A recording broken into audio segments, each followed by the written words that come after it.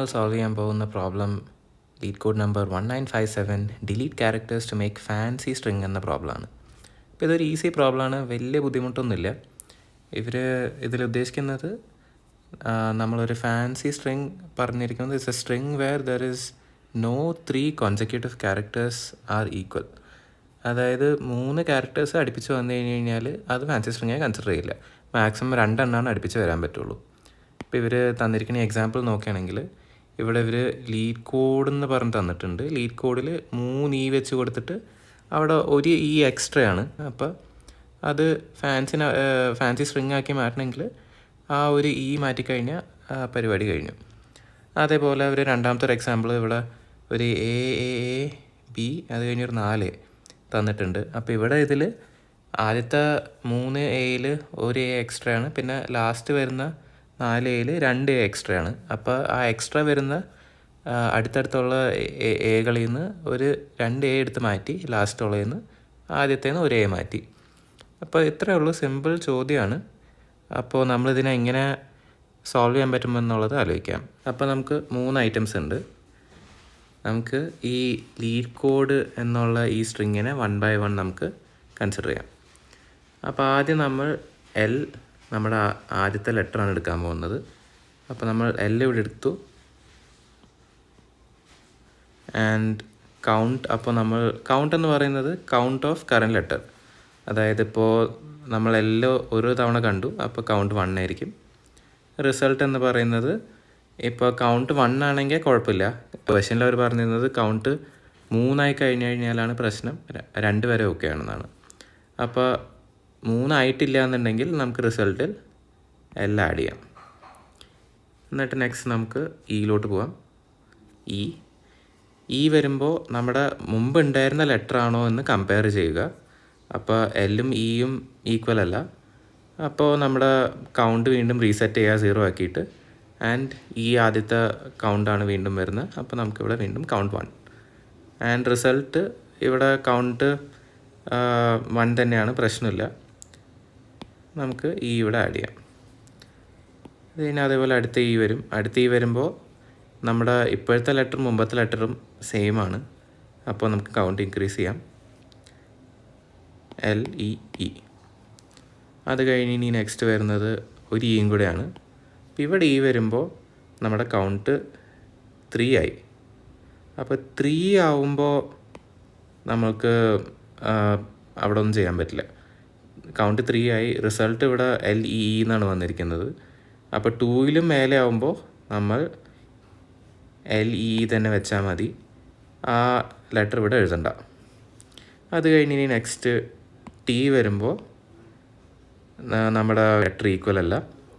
അപ്പോൾ എന്താ സംഭവിക്കുക എന്ന് വെച്ച് കഴിഞ്ഞാൽ ലെറ്റർ ഈക്വൽ അല്ലാത്ത കാരണം ഈ കൗണ്ട് വീണ്ടും റീസെറ്റ് ആവും 0 ആയിട്ട്. എന്നിട്ട് അടുത്ത T വരുമ്പോൾ അതിനെ നമ്മൾ വീണ്ടും 1 വെച്ച് തുടങ്ങും. <3 ആയതുകൊണ്ട് നമ്മളിവിടെ ആ T ആഡ് ചെയ്യും. അങ്ങനെ നമുക്കിത് കണ്ടിന്യൂ ചെയ്ത് പോകാൻ പറ്റും. 1 by 1 ഓരോ ലെറ്റേഴ്സും നോക്കി വരുമ്പോൾ ലാസ്റ്റ് നമ്മളുടെ റിസൾട്ട് കിട്ടും. ഇതൊരു സ്ലൈഡിങ് വിൻഡോ പോലത്തെ ഒരു മെക്കാനിസമാണ് വരുന്നത്.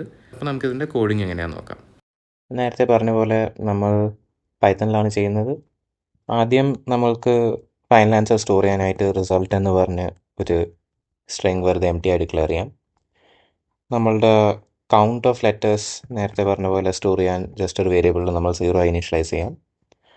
ആൻഡ് നമ്മുടെ കറൻറ്റ് ക്യാരക്ടർ, നമ്മൾ നോക്കാൻ പോകുന്ന കറൻറ്റ് ക്യാരക്ടർ എന്താണെന്ന് ഹോൾഡ് ചെയ്യാനായിട്ട് ഒരു വേരിയബിൾ ഇനീഷ്യലൈസ് ചെയ്യുന്നു. ഈ 3 വേരിയബിളിൻ്റെ ആവശ്യം മാത്രമേ ഉണ്ടാവുള്ളൂ നമ്മൾക്ക് ഈ ഒരു പ്രോബ്ലത്തിന് വേണ്ടിയിട്ട്.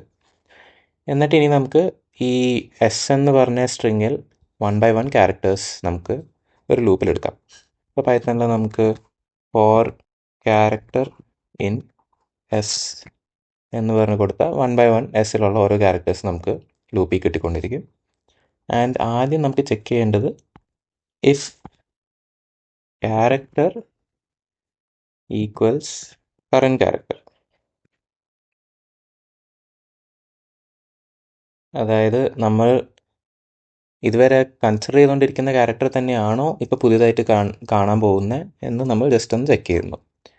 ആണെന്നുണ്ടെങ്കിൽ ഇഫ് കൗണ്ട് <2, കാരണം ഇവർ ഫാൻസി സ്ട്രിങ് ആക്കാനായിട്ട് പറഞ്ഞത് കൗണ്ട് 2ൽ കൂടാൻ പാടില്ല.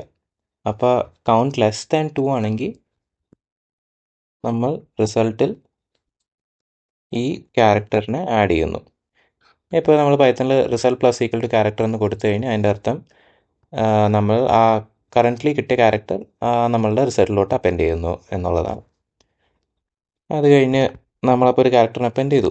അപ്പോൾ നമുക്ക് കൗണ്ടും ജസ്റ്റ് ഒരു +1 കൊടുക്കാം.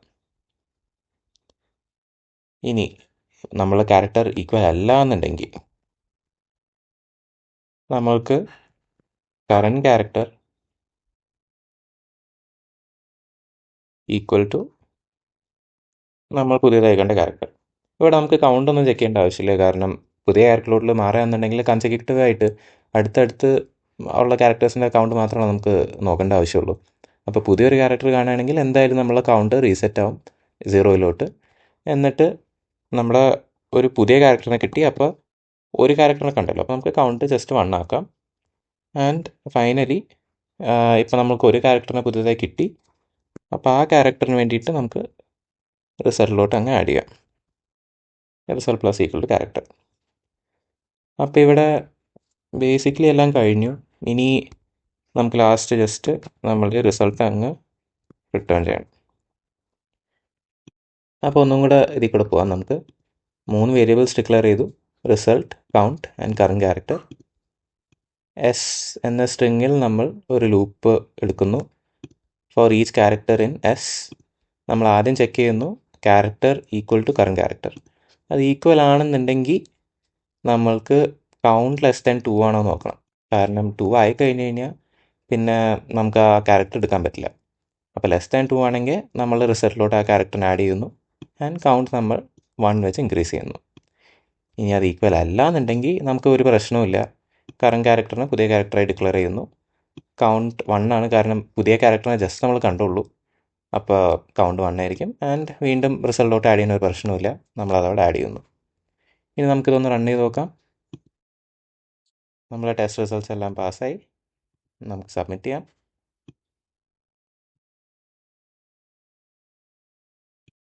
ഓക്കെ, അപ്പോൾ സബ്മിറ്റായി.